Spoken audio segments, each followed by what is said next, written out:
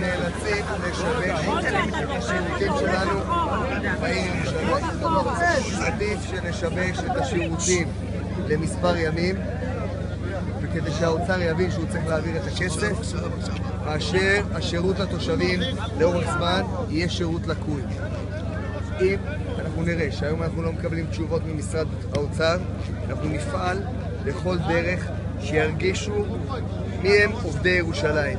אם צריך לערב את כלל השירותים, לרבות שירותי החינוך, נעשה את זה, אומנם בכאב, אבל אם אין ברירה אנחנו נעשה את זה.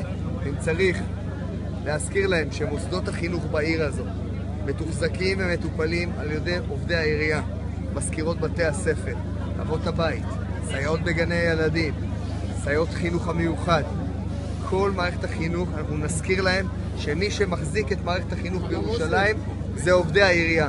נמצאים פה מגוון השירותים של העירייה, אם זה אנשי ההחזקה, אם זה אנשי חינוך, אם זה פסיכולוגים, אם זה הפיקוח, אם זה כל יתר היחידות העירוניות.